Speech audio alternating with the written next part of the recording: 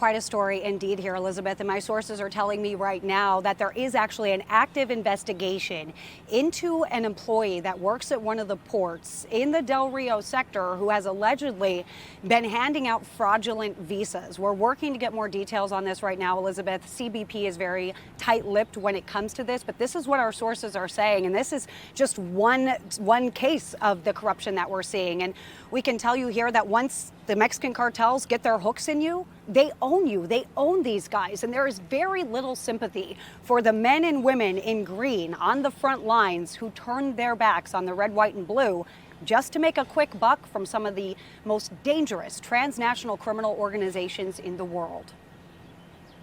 It's a booming multi-billion-dollar business along the border fueled by greed and guns. Man, they're really good. And we're always responding to them.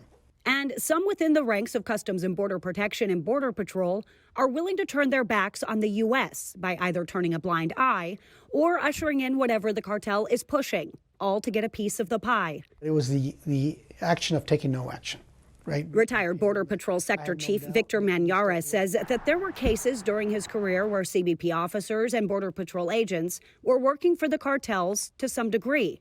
But these officers and agents end up paying for life. Really isn't the threat to yourself as a peace officer, but it's a threat to your family. And then all of a sudden you're stuck in a really bad spot. Because when you do it once, the cartel loans you. You're not going to get that $10,000, $50,000 service fee for smuggling a Chinese or Iranian. Now you're going to do it for $500 and you're going to shut up because I got you on camera and now I'm going to turn you in. So yes, sir. Now you become a yes, sir to the cartel. J.J. Carroll retired in 2021 after being with Border Patrol for 24 years. I knew or know of 3 or 4 dirty agents.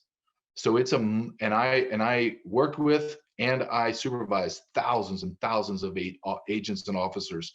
So it is a small problem. We don't want any of it. Between 5 and 10% of CBP's workforce of roughly 50,000 was either actively or formerly engaged in some form of corruption back in 2020, according to the former head of CBP's internal affairs.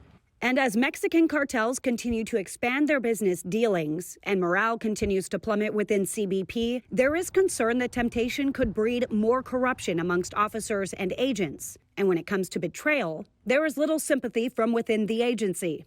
You turn your back on your brothers and sisters that are fighting down there. If you can't take it and you think it's that abysmal, which it is, then you need to man up and quit. That's it. You don't smuggle. You don't become part of the problem. You try your hardest to be the solution. Border Patrol agents on the front lines from 2019 to 2021 accounted for 39% of the misconduct investigations. It's a problem that spreads. It starts with little things that are not being enforced that turn into big things that are not being enforced. And it's a very difficult problem to get a handle on. Attorney David Zugman has represented some of the Border Patrol agents in the field and the CBP officers at ports who have dabbled in deceit for decades.